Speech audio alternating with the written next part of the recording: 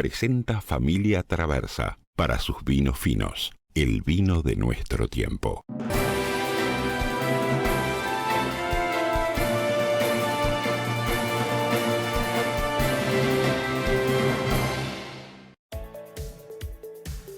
Una mujer policía de 36 años falleció este martes en un accidente de tránsito ocurrido en la Ruta 1 en el kilómetro 178 en el departamento de Colonia. La agente iba en una moto y un taxi estaba estacionado en la banquina. El chofer abrió la puerta, la mujer impactó y salió despedida. El Ministerio del Interior divulgó las estadísticas de delitos correspondientes a 2022 que dieron cuenta de un aumento de los homicidios frente al año previo. En concreto, este tipo de delitos se incrementó en un 25,2% en términos interanuales. El ministro de Ganadería, Fernando Matos, anunció este martes que se resolvió extender la declaración de la emergencia agropecuaria por 90 días hasta el 24 de abril, donde se volverá a analizar la situación. El titular de la cartera anunció que además se agregan otros rubros de la producción agropecuaria a la declaración de emergencia. Ahora alcanzan también al sector avícola, apícola y forestal. Durante la madrugada de este martes se produjo un incendio que consumió varias cabañas en el balneario de Punta del Diablo en el departamento de Rocha. Las pérdidas en las casas, que estaban hechas de madera, fueron totales. El Frente Amplio decidió convocar al Parlamento al ministro de Industria, Omar Paganini, y a su par de Ganadería, Fernando Matos. La razón de la convocatoria, que será en régimen de comisión general, es el tema tarifario, pero también de la gestión de las empresas públicas, en particular de Antel, UTE y ANCAP. ¿Qué tal? Muy buenas noches, el gusto de saludarlos, un placer darles la bienvenida a esta edición central de Red Informativa. Tenemos mucha información para compartir con ustedes. Les proponemos comenzar rápidamente con el desarrollo de las noticias más destacadas de esta jornada. Les adelantábamos allí en los principales titulares que el Ministerio del Interior divulgó este martes las estadísticas de delitos correspondientes al año 2022 que dieron cuenta de un aumento en los homicidios frente al año previo. En concreto, este tipo de delitos se incrementó en un 25,2% en términos interanuales, mientras que en 2021 se habían registrado 306 homicidios en Uruguay. El año pasado esta cifra trepó a 383. Entre enero y diciembre de 2022, 383 personas fueron asesinadas. Este número representa un aumento del 25,2% respecto a los 306 crímenes de 2021. El ministro del Interior, Luis Alberto Heber, relacionó este incremento al conflicto criminal. Uno de los datos presentados para argumentar esa hipótesis es que de los 383 personas asesinadas en 2022, el 79,4%, es decir, 304 personas, tenían antecedentes y o indagatorias. Para Heber, esto quiere decir que de alguna forma u otra están vinculados al delito. En tanto, si se clasifica por móvil del crimen, el 47% del total de los asesinatos están vinculados al conflicto entre delincuentes, el 16% tiene como motivo desconocido, 14% son por violencia intrafamiliar, 12% por altercados espontáneos, 6% por otros motivos y 4% por rapiña. Heber opinó que el recrudecimiento del conflicto criminal está vinculado al cierre de bocas. Naturalmente, los éxitos que estamos teniendo en nuestra lucha contra el crimen organizado y el narcotráfico significa que hay menos dinero, menos droga y menos bocas de pasta base. Por lo tanto, se disputa más el territorio y, a nuestro juicio, esto es parte integrante de la situación de enfrentamiento que se da, sobre todo en la zona metropolitana, en Montevideo y en Canelones. Sin embargo, el ministro del Interior destacó que del total de los asesinatos de 2022, 15 fueron en el marco de una rapiña o un hurto.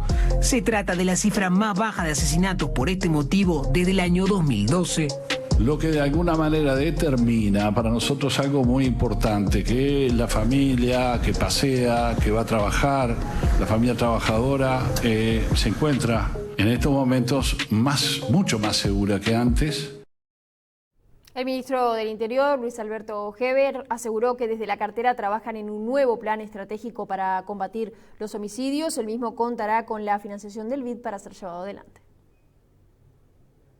Ya se ha aprobado por parte del BID un trabajo sobre prevención de homicidios, que es una de las líneas de trabajo que venimos haciendo en un programa que aporta el trabajo integral del Estado en los barrios, pero también como un punto especial la prevención de delitos en términos generales, de homicidios, perdón, de modo tal de poder abordar un poco las causas del mismo y tratar de evitarlos. Para eso se ha aprobado este plan del BID y es una de las acciones que tenemos por delante, por supuesto, con la financiación de este banco. El monto total de la financiación es de $10 millones, aunque todavía no está definido cuánto de ese dinero será destinado específicamente al llamado Plan Integral contra los Homicidios. Tampoco se dieron detalles del contenido de ese plan. A finales de diciembre, el Ministerio del Interior convocó a los partidos de la coalición y al Frente Amplio para desarrollar políticas en materia de seguridad y se los invitó a presentar propuestas en un plazo de 30 días. El plan al que se refirió Heber este martes será puesto a consideración de los partidos políticos en febrero en el marco de una de esas reuniones. Heber dijo que se tuvo en cuenta experiencias internacionales para el desarrollo de este plan.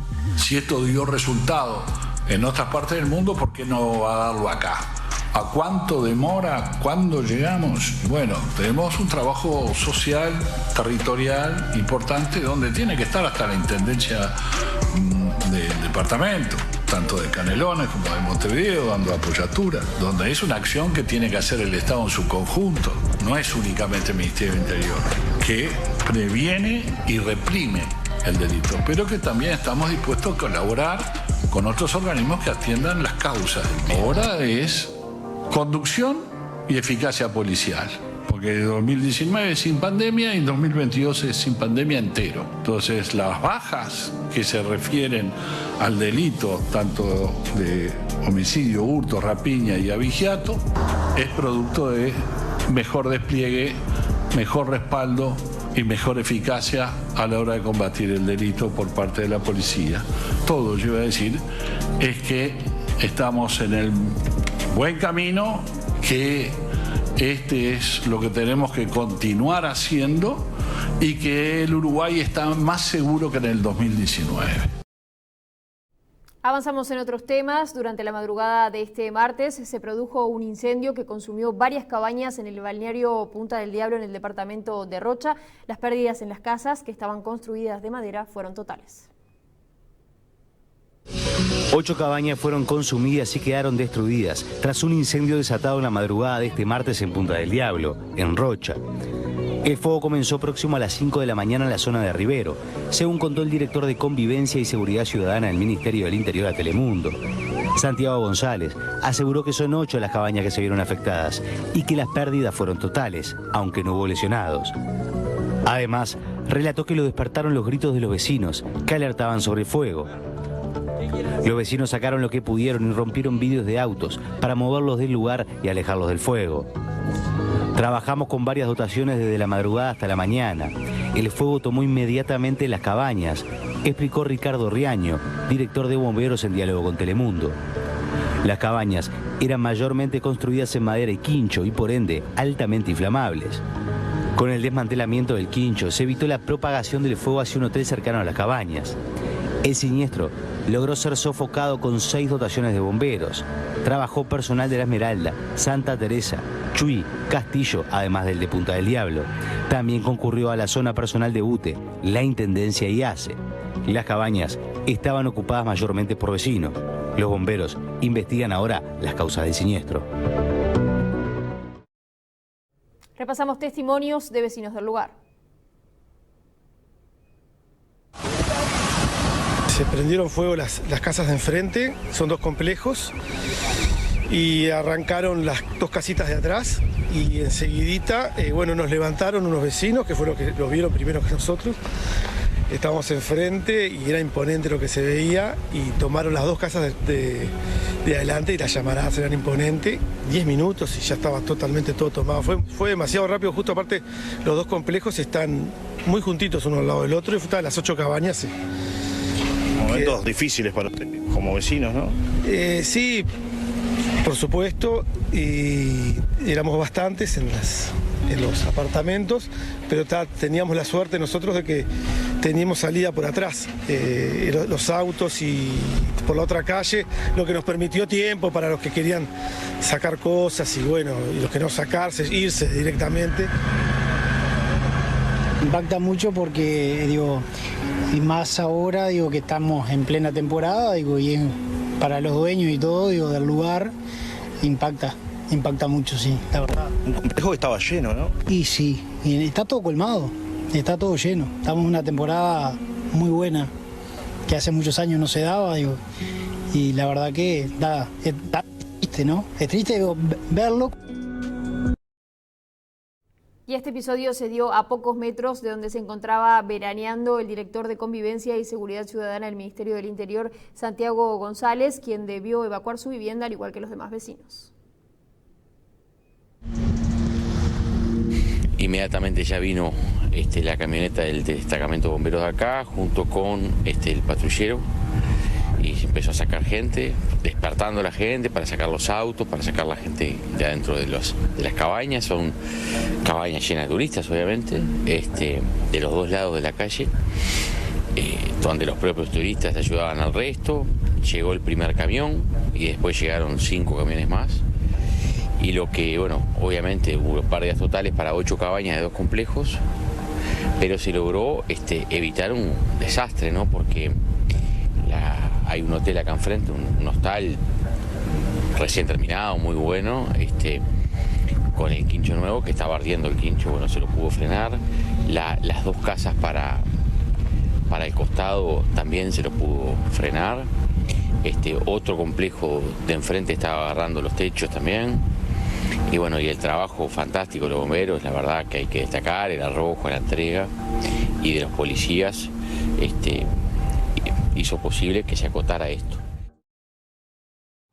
Y también se registró un importante incendio en el vertedero municipal en el departamento de Artigas. Las autoridades manifiestan su preocupación por la falta de precipitaciones.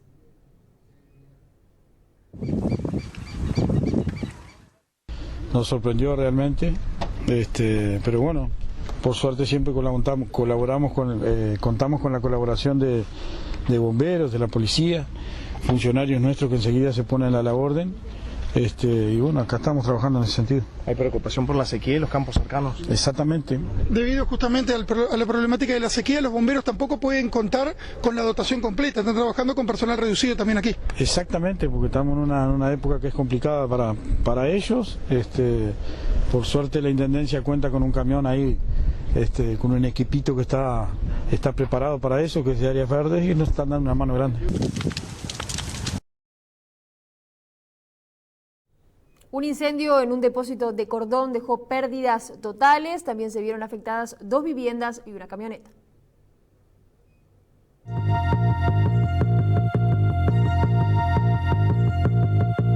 Varios destacamentos de bomberos trabajaron durante más de 10 horas para combatir un incendio en un depósito del barrio Cordón. Fue próximo a la 1:40 de la madrugada que bomberos fueron alertados sobre un incendio en las calles Canelones, entre Joaquín de Salterán y Pablo de María. Allí, a mitad de cuadra, tomó fuego un depósito de 1.200 metros cuadrados, donde había varios productos de iluminación. Ese lugar funciona hace unos 8 años. Dotaciones de los destacamentos de Maroñas, Puerto, Centro y Cordón fueron hasta el lugar para intentar apagar el incendio, que también tuvo afectación en una casa lindera. Los bomberos tuvieron que evacuar a todas las personas que estaban en un edificio cercano al depósito por la violencia de las llamas y el humo tóxico que había en el lugar. Empezamos, entre los vecinos nos empezamos a ayudar, empezamos a tocar timbre en todos los apartamentos y poco a poco fuimos evacuando. Los vecinos estuvieron hasta las 6 de la mañana fuera de sus casas, mientras personal de bomberos trabajó para extinguir el fuego, hecho que ocurrió en la mañana de este martes. Luego de extinguirlo, comenzaron con los trabajos de enfriamiento y remoción, que duraron hasta el mediodía. La hipótesis de la policía, de acuerdo a la información recolectada por testigos, es que una persona prendió fuego la ropa de un hombre en situación de calle que estaba en una de las ventanas del depósito. Esta hipótesis deberá ser confirmada por el Departamento de Siniestro de Bomberos. Fueron casi 20 los bomberos que trabajaron más de 10 horas en el incendio del depósito del barrio Cordón y utilizaron 2 coches cisterna. Se trató de un combate difícil, ya que parte del techo del lugar colapsó y dificultó la entrada del personal al lugar. El incendio se generalizó rápidamente en todo el depósito, en un momento colapsó parte del techo, entonces también el trabajo riesgoso para el personal de bomberos que no pudo ingresar en principio, hubo que trabajar para reducir la temperatura por horas y después sí ingresar para poder remover y enfriar todo. El incendio también generó una fisura en una casa lindera al depósito. Eso es normal en un incendio de estas características, de estas dimensiones. Lo primero es contener el incendio para que no se propague y afecte viviendas. Después reducir la temperatura y eso lleva varias horas. Después que se enfría todo hay que seguir removiendo porque son mercadería muy pesada. Y después que esté todo en condiciones para que el personal de pericias pueda ingresar, ellos hacen el relevamiento e investigación de los orígenes. El ministro de Ganadería, Fernando Matos, anunció este martes que se resolvió extender la declaración de emergencia agropecuaria por 90 días hasta el 24 de abril, donde se volverá a analizar la situación.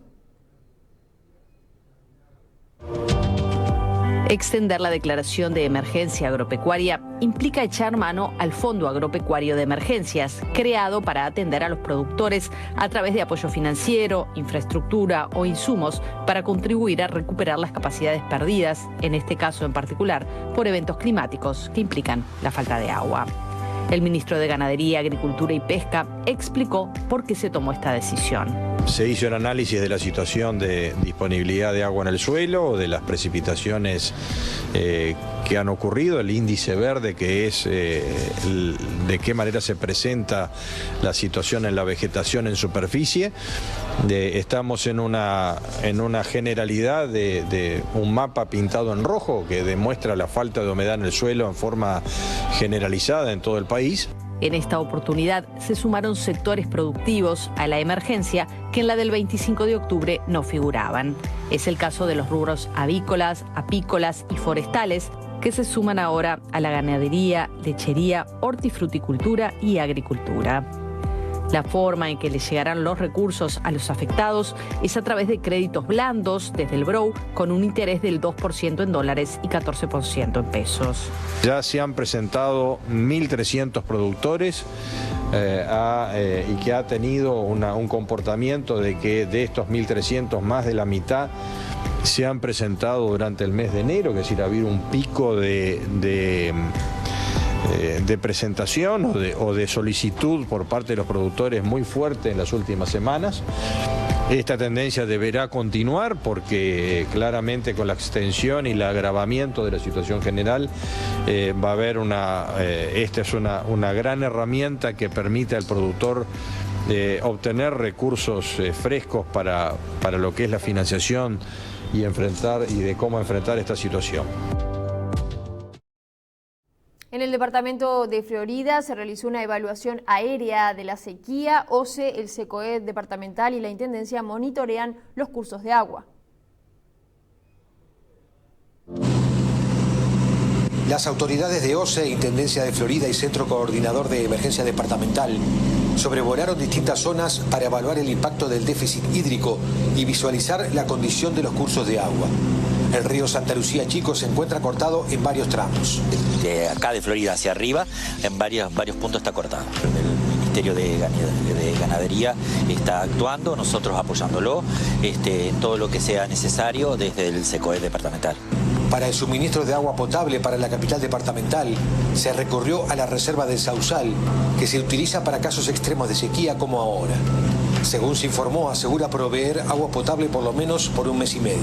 Según los técnicos de OCE, más o menos vamos a tener agua para un mes y medio, pero ya están mandando del Sausal agua hacia Florida, de la reserva que tenemos. Las autoridades preparan un informe definitivo de la situación y eventuales medidas para paliar los efectos de la sequía. Y el departamento de Artigas también sufre un déficit hídrico extremo. El técnico del Plan Agropecuario, Javier Fernández, brindó detalles al respecto de la situación. Lamentablemente ya es el tercer año que se va acumulando ese déficit de forraje acá en el departamento de Artigas, por lo menos, y en general en el país en muchas zonas. Entonces estamos viendo con bastante preocupación esa situación. Hemos recorrido la zona de oeste, que a nuestro punto de vista es la más afectada, ya que el año pasado fue una de las más afectadas también, la zona del arroyo Cuaró hacia el oeste. Falta de forraje, los campos se ven sin pasto, como decimos vulgarmente acá, son unas canchas de golf, pero marrones. La falta de agua es muy triste, ya que se ven aguadas secas, tajamares que son un barro hoy en día, animales en condiciones corporales bastante deficitarias, en un momento bastante crítico, ya que estamos en pleno entore. Vemos productores que están haciendo destete precoz, mucha demanda por raciones de destete precoz, pero asimismo con esta seca las vacas no presentan celo y poco movimiento. Hay un episodio que tú tuviste que vivir de rescatar un animal también que estaba en malas condiciones. Sí, exactamente. Ese es un episodio, digamos, bien puntual, que en una de las recorridas, en uno de esos tajamares que te contaba, que los animales se desesperan por tomar agua. Cuando van a ese ojito de agua se topan con una gran cantidad de barro, ya con la debilidad que tienen de la falta de forraje. Le falta fuerza para salir, hasta para un ser humano es complicado meterse y salir de ahí. ¿Cuánto tendría que llover para que sea óptima esas caídas de agua? Bueno, ese es un tema bastante importante el que estás tocando. Te podría decir que deberían caer 100 milímetros, 120 milímetros para que se normalice la situación, porque el déficit es muy severo. El ministro de Ganadería, Fernando Matos, dijo que detectaron una bacteria que ataca cítricos en Bella Unión. Una vez detectada, se realizó la destrucción de estas pocas plantas afectadas y se tomaron medidas para evitar que se propague a otras plantaciones. Esta plaga llamada HLB fue detectada en una planta en Bella Unión. Además, otras dos tenían presencia del insecto vector. Es una enfermedad bacteriana que destruye la planta y no tiene cura. No tiene afectación para el consumidor, no tiene afectación comercial para el Uruguay, pero sí tendría consecuencias muy dañinas si se extiende esta enfermedad a las plantaciones comerciales, considerando que la citricultura emplea más de 17.000 personas, genera 80 millones de dólares de exportaciones y además la facturación del mercado interno. En la jornada del miércoles, Matos y un equipo del Ministerio de Ganadería irán a Bella Unión para conocer la situación y el nivel de afectación de las plantas. Además, se liberará a la avispa que controla al vector que transmite esta enfermedad.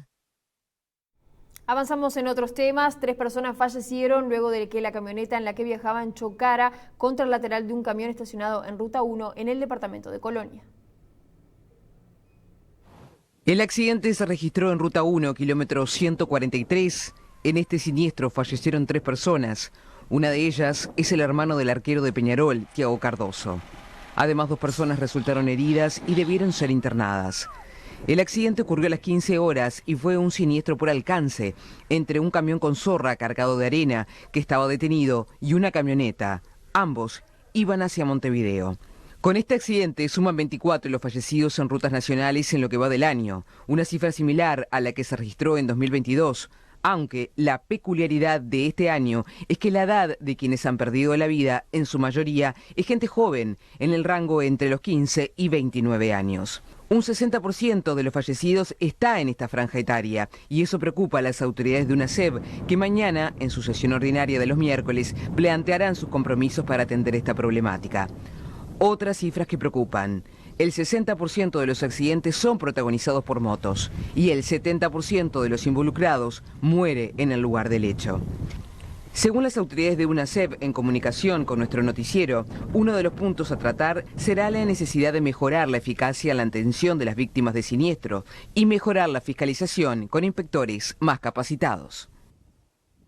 Y el chofer del ómnibus de Copsa, que protagonizó un siniestro de tránsito en el que falleció una adolescente el pasado jueves, afirma que el coche tuvo una falla y que ya había planteado una situación a la empresa. Él está ahora internado en el nosocomio del Banco de Seguro del Estado.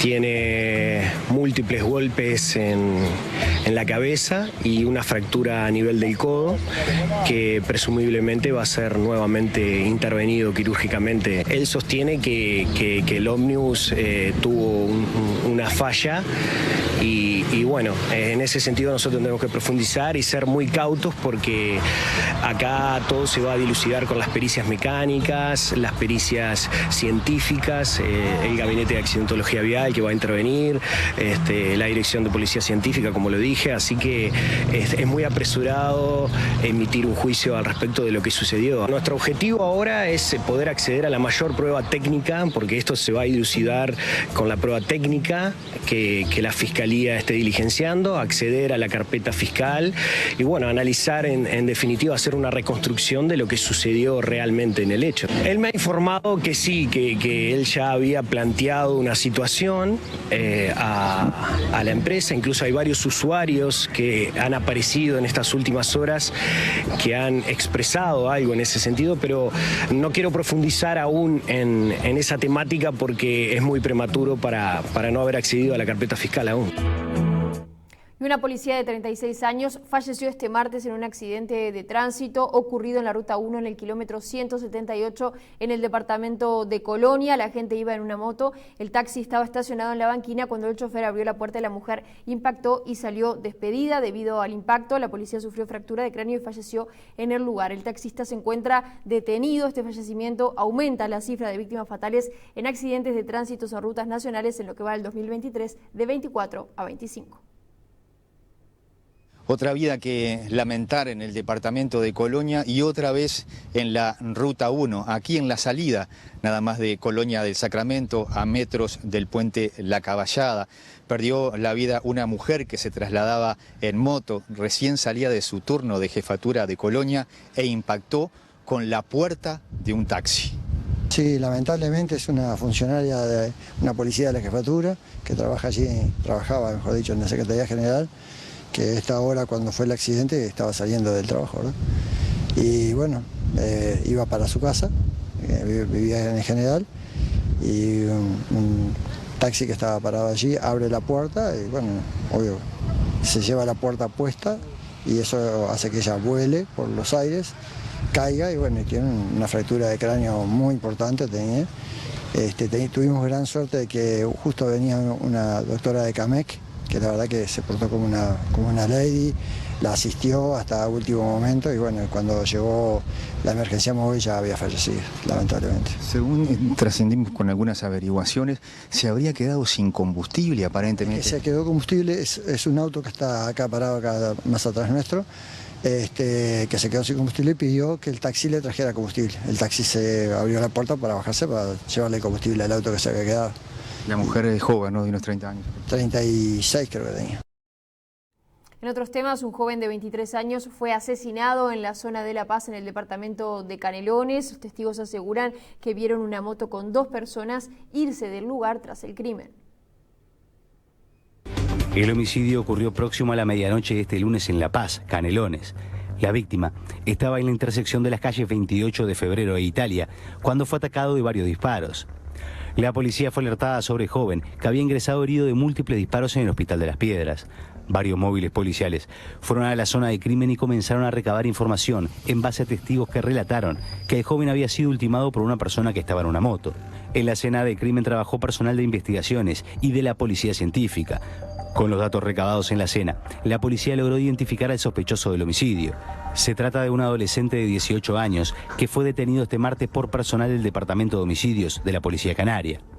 El sospechoso del crimen está ahora a disposición de la Fiscalía de las Piedras. Avanzamos en otras informaciones. El Frente Amplio decidió convocar al Parlamento al ministro de Industria Omar Paganini y a su par de Ganadería Fernando Matos. La razón de la convocatoria, que será en régimen de comisión general, es el tema tarifario, pero también la gestión de las empresas públicas, en particular ante el UTE-ANCAP. A nosotros nos importa discutir cómo impactan las decisiones políticas de gestión en lo que termina, siendo, por ejemplo, la tarifa, la factura que paga el vecino o la vecina. En ese sentido, los legisladores convocaron al ministro Paganini y a las autoridades de UTE, Antel y ANCAP. Después de todo un relato bastante triunfalista sobre el resultado del año 2022 y 2021 en las empresas públicas, cómo termina igual de todas maneras recargando a los bolsillos uruguayos que recién están empezando a ver algo parecido a la recuperación salarial. En cuanto a la convocatoria al ministro Matos, en el Frente Amplio sostienen que las medidas para responder a la situación de sequía han sido insuficientes. Por ejemplo, el acceso a crédito ha sido sumamente escaso, es decir, estamos hablando de apenas 800 productores en un universo de más de 50.000. Eso habla de que la política no ha tenido un impacto y por lo tanto no alcanza únicamente con el acceso a crédito barato o la postergación de algunos tributos. Las dos convocatorias son en régimen de comisión general.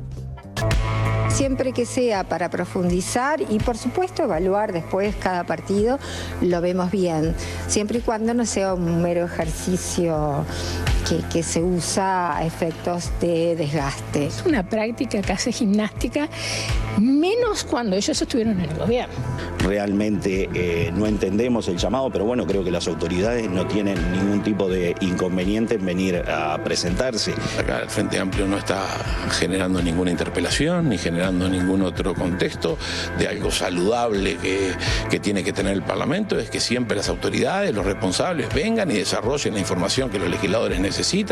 Esto es un momento donde efectivamente es interesante la convocatoria. Así que bueno, que vengan, que lo hablemos en comisión y que se diga cuáles son las políticas que se están aplicando. No hay problema en eso. El programa de vivienda sindical continúa inaugurando viviendas. 18 familias del departamento de Salto recibieron la llave de su casa propia. Una cooperativa que llevó muchos años de proceso, con unos terrenos frustrados y eso que tuvimos. Somos todos empleados públicos, de ahí el nombre, Cooperativa de Vivienda Funcionarios Públicos de Salto. Es un proyecto de vivienda sindical que tiene sus cuantos beneficios. No solo beneficios económicos, sino beneficios para trabajar. Eso nos abarató costos, nos dio más tiempo a trabajar, es decir, son unos muy buenos beneficios, al lado de una cuota mínima que cobran. Realmente esta cooperativa que empezó en el 2011 a formarse, ha pasado ya 13 años y bueno, hace 20 meses empezamos la obra y el momento más emocionante es donde cada uno llega a saber cuál es la vivienda que le toca en el sorteo, que eso es lo bueno de tener una cooperativa donde cada uno trabaja para todos y al final recién ya sabe cuál es su casa. ¿Apostás a este plan de vivienda que se formó? Sí, porque es sumamente para la clase media, sobre todo para la gente joven y para familias que no pueden acceder a tener un terreno, todo lo otro, creo que es muy bueno. La verdad que una alegría muy grande. Hace tiempo que esperaba, sí. Trabajé muy dolorido porque tenía las piernas quebradas y venía a trabajar igual. ¿No renunciabas en ningún momento? Sí, en ningún momento. Hasta que me operaron ahora el 8 de diciembre, me sacaron los 4 tornillos que tenía y una chapa. Ahora sí, gracias a Dios. Ya al final de la obra me recuperé. ¿Sos jubilado? Soy jubilado, sí, jubilado. ¿De qué dependencia? ¿En qué trabajas? De UTE. Trabajé 44 años en la UTE. ¿Y esto es como...? ¿Te parece? Ahora sí, a disfrutar y a descansar.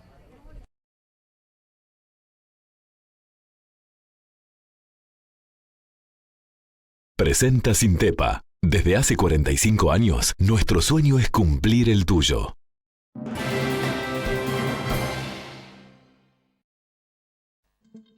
Cotizaciones de cierre de las principales monedas. Dólar 38.35 a la compra, 40.75 a la venta. Euro 40.40, 45.26. Real 7.30, 9.30. Peso argentino 0.05, 0.35. Unidad indexada 5.5942, unidad reajustable 1501,26. Presentó Sintepa. Desde hace 45 años, nuestro sueño es cumplir el tuyo. Les proponemos una primera pausa en la información. Al regreso a nuestro capítulo deportivo vamos a estar repasando el encuentro entre Nacional y Belgrano, también la retirada de Cebolla Rodríguez del fútbol profesional. En el panorama internacional, 2 nuevas personas fueron imputadas en la causa que investiga el homicidio del fiscal Marcelo Pecci. Volvemos en minutos.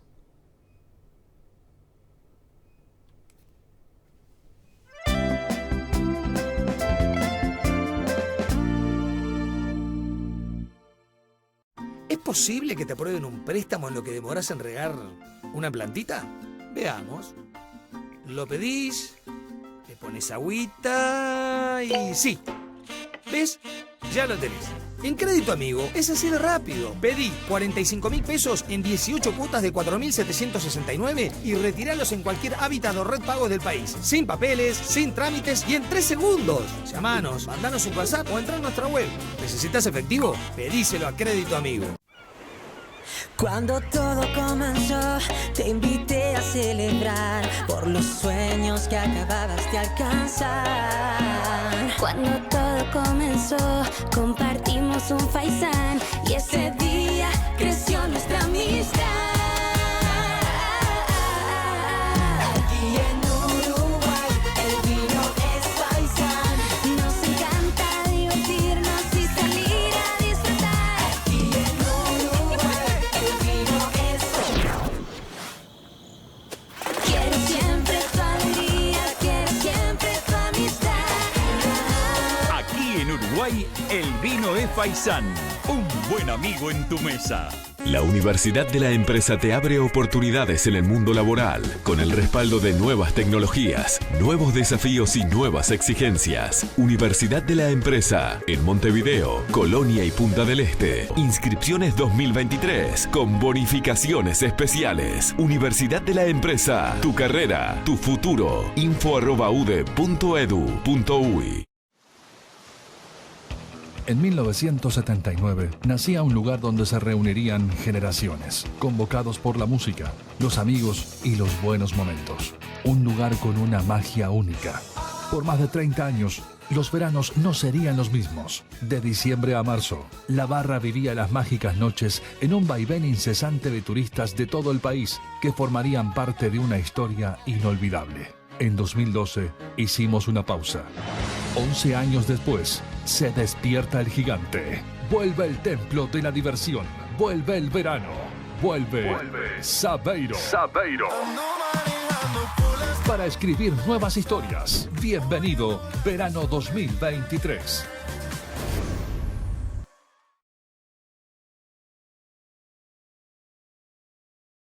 Son miles y miles de personas que volvieron a vivir gracias a los grupos éxito. Yo entre ellas. El éxito de los grupos de adelgazamiento ahora también lo podés lograr por internet. No tenés ni que moverte de tu casa. Ahora no hay excusas. Adelgazaronline.com.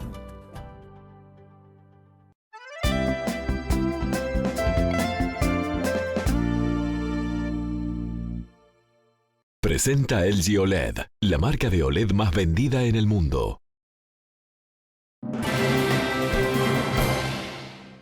Seguimos adelante con más información. Abrimos el capítulo deportivo. Nacional empató este lunes ante Belgrano de Córdoba en un partido amistoso en la segunda edición del torneo Serie de la Río de la Plata y volvió a perder por penales. El equipo tricolor ya había empatado en este campeonato contra Vélez y Colón de Santa Fe y también había perdido por penales en los dos casos. Los tricolores jugaron anoche en el Gran Parque Central ante Belgrano de Córdoba. El partido terminó 2-2 y nuevamente Nacional volvió a perder en los penales ante el Pirata Cordobés. Todo arrancó bien para el equipo tricolor porque a los 3 minutos de juego comenzó ganando Nacional. Una buena triangulación por el sector izquierdo entre Fagundes, Gigliotti y Monseglio. Terminó en una gran asistencia para el número 10 de Nacional que terminó convirtiendo lo que fue el 1-0 del conjunto de Zielinski en el arranque del partido. Rápidamente lo empató Belgrano, también una buena jugada por izquierda de Ortigosa con un enganche bárbaro ante Bocanegra. El centro que rebotó en el camino en Noguera y por el segundo palo apareció Pablo Vegetti, el goleador del Pirata Cordobés, el goleador del conjunto de Córdoba que llegó a definir en el segundo palo. La pelota rebotó en Almeida y terminó en el arco de los tricolores. Esta fue buenísima también para Belgrano por derecha. El cabezazo de Vegetti encontró muy bien ubicado a Salvador Hichazo, que terminó quedándose con la pelota. El partido fue malo en la primera parte, los goles en el arranque y poco más, algún tiro como este de Belgrano de afuera del área, y el primer tiempo se fue con el 1-1. En la segunda parte, presión alta de Nacional, robo de Zavala, y aquí el conjunto tricolor pidió penal sobre el volante ofensivo del Club Nacional de Fútbol, pero se demoró Zavala a empatear y no fue absolutamente nada. Todo seguía 1-1 hasta que el Torito Rodríguez levantó la cabeza y puso esta pelota larga para Lucas Morales, que de primera, miren cómo define, una definición complicada, una definición dificilísima del hijo de OJ Morales, que logró su primer gol en el Club Nacional de Fútbol. Una buena definición por encima del arquero de aire para poner el 2-1 de Nacional a los 61 minutos de partido. A los 71, 10 minutos después lo tuvo mano a mano el Colo Ramírez, pero muy bien la respuesta del arquero Lozada, el arquero de Belgrano, que le ahogó el grito de gol al delantero tricolor, y el empate llegó a los 85 minutos cuando Pablo Vegetti aprovechó este error grosero de Marcos Montiel, que calculó muy mal, miren cómo salta, la pelota siguió de largo, la paró el delantero y de zurda termina marcando lo que fue el 2-2 final. Y se fueron a la tanda de penales. Matías García y gol para Belgrano de Córdoba. Lo empató 1-1 el Colo Ramírez. Turno para Alejandro Rébola. 2-1 Belgrano arriba. Lucas Morales no pudo con el arquero Lozada. Estaba 2-1 arriba Belgrano. Turno de Subieles, que le pegó al palo. Y el partido quedó empatado 2-2 por Marcos Montiel. Guillermo Pereira adelantó a los cordobeses 3-2. Daniel Bocanegra, el colombiano, palo. Seguía 3-2 Belgrano y lo liquidó Pablo Vegetti. Gol y partido para los cordobeses, que ganaron 4-2 y se quedaron con la Copa Juan Carlos Mameli en el Gran Parque Central.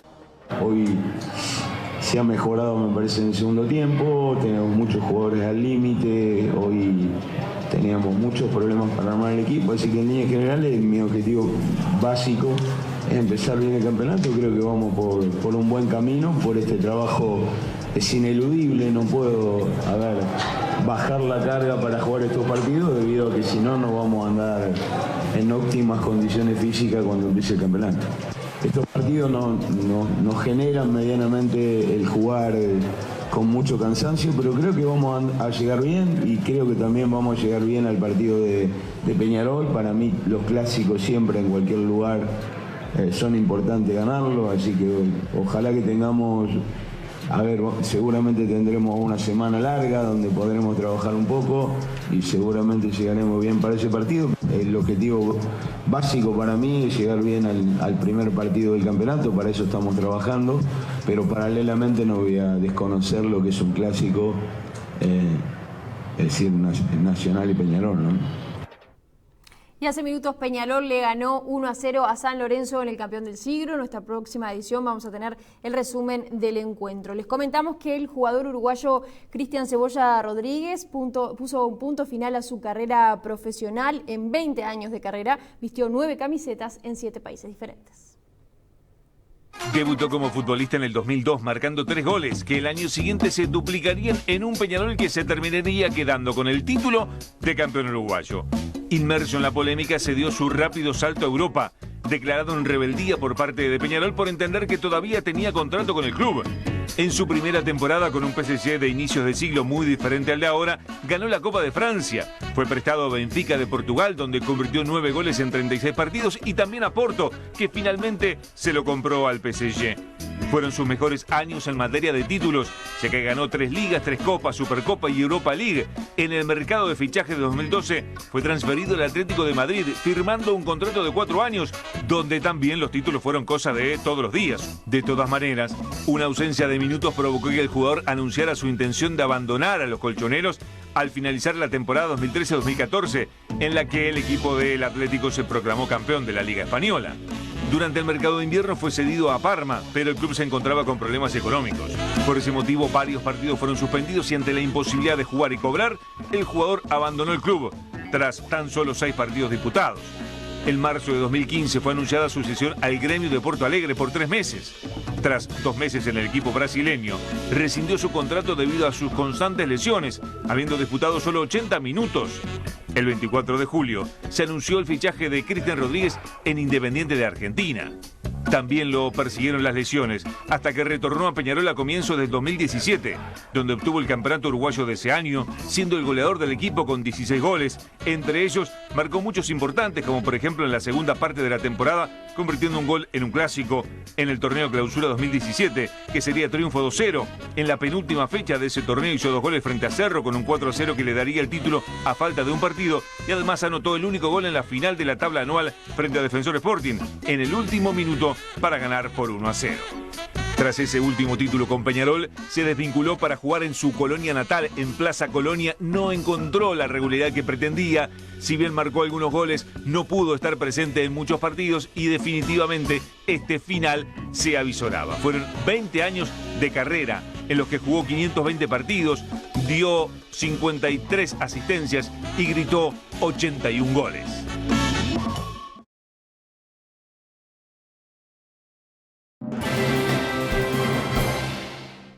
Pasamos al panorama internacional. La justicia imputó a 2 personas detenidas durante el fin de semana por su presunta participación en el homicidio del fiscal paraguayo Marcelo Pecci, perpetrado en mayo de 2022 en el Caribe colombiano. Son 8 hasta ahora los imputados por esta causa.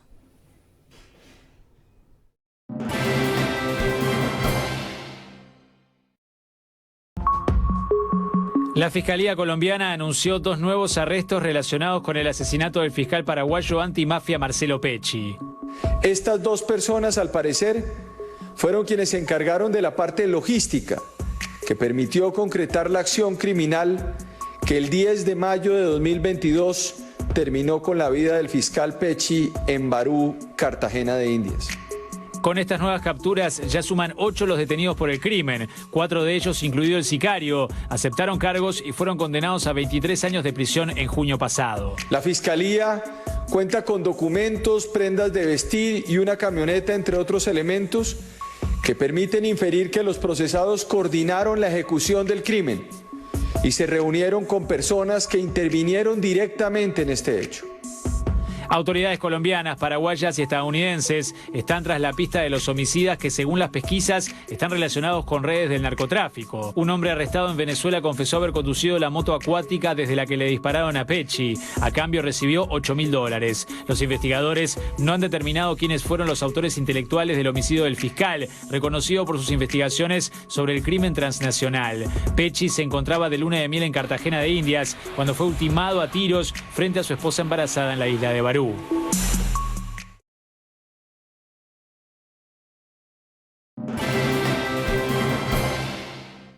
Volvemos al panorama local. El ministro de Trabajo, Pablo Mieres, destacó la recuperación laboral del sector turístico. Yo quiero destacar en particular el éxito de esta temporada, ¿no? Hay acá un impulso que además yo pienso en los trabajadores que vivieron tantas dificultades los 2 años anteriores, el verano del 21 y del 22, y realmente esto es una cosa que hay que aplaudir, que hay que reconocer.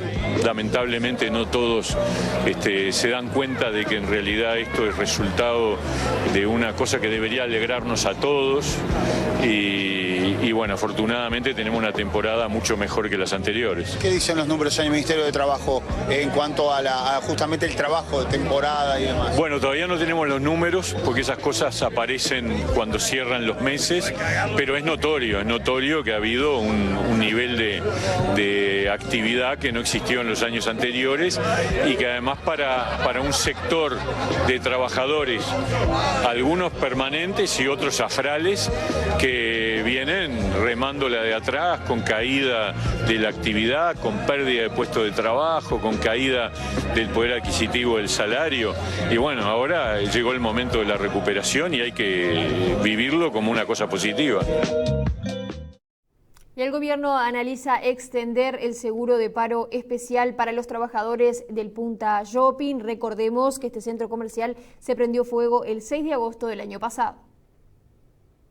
Tenemos el seguro especial que se acordó para Punta Shopping, para los trabajadores de Punta Shopping a partir de justamente del incendio y seguramente vamos a tener que prorrogar, porque si bien ha habido locales que encontraron alternativas, hay otros que no, y justamente esta semana vamos a tener algún contacto para gestionar lo que debería ser una continuidad. Después el seguro de paro parcial se terminó el 31 de diciembre, quedó enganchado con este impulso fuerte a la actividad turística, por lo tanto uno espera que hayamos cumplido un papel realmente oportuno. Es decir, existió, sirvió, duró y ahora volvemos a la normalidad. Pero para Punta Shopping seguramente hay necesidad de esa prórroga que estaba prevista en la ley y que seguramente va a haber que hacer uso, ¿no? Hacemos la última pausa, volvemos en minutos.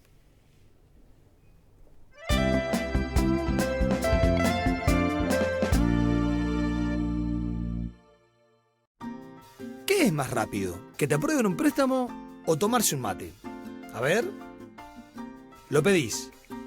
Tomás y ya lo tenés aprobado. Estaba caliente, ¿no? En Crédito Amigo es así, sin vueltas. Tu crédito aprobado en 3 segundos y lo retirás en cualquier Hábitat o Red Pagos del país. Sin papeles, sin trámites y sin perder tiempo. ¿Necesitas efectivo? Pedíselo Crédito Amigo. Cuando todo comenzó, compartimos un faisán y ese día creció nuestra amistad. Aquí en Uruguay el vino es faisán. Quiero siempre tu alegría. Quiero siempre tu amistad. Aquí en Uruguay el vino es faisán. Un buen amigo en tu mesa. Si querés saber los números que salieron en el sorteo del 5 de oro, envía número al 1234 y recibí a diario la información en tu celular. Envía número al 1234. Si jugás al 5 de oro, tené toda la información de pozos y resultados en tu celular. Envía número al 1234. La Universidad de la Empresa te abre oportunidades en el mundo laboral con el respaldo de nuevas tecnologías, nuevos desafíos y nuevas exigencias. Universidad de la Empresa en Montevideo, Colonia y Punta del Este. Inscripciones 2023 con bonificaciones especiales. Universidad de la Empresa, tu carrera, tu futuro. info@ude.edu.uy. Cosechamos la mejor genética de uvas para obtener el vino más elegante e intenso. El trabajo artesanal y la tecnología nos han permitido convertirnos en la bodega uruguaya que más exporta. Vinos Traversa, el vino de nuestro tiempo. En 1979 nacía un lugar donde se reunirían generaciones, convocados por la música, los amigos y los buenos momentos. Un lugar con una magia única. Por más de 30 años, los veranos no serían los mismos. De diciembre a marzo, la barra vivía las mágicas noches en un vaivén incesante de turistas de todo el país que formarían parte de una historia inolvidable. En 2012 hicimos una pausa. 11 años después, se despierta el gigante. Vuelve el templo de la verano. Vuelve Sabeiro. Para escribir nuevas historias. Bienvenido, verano 2023.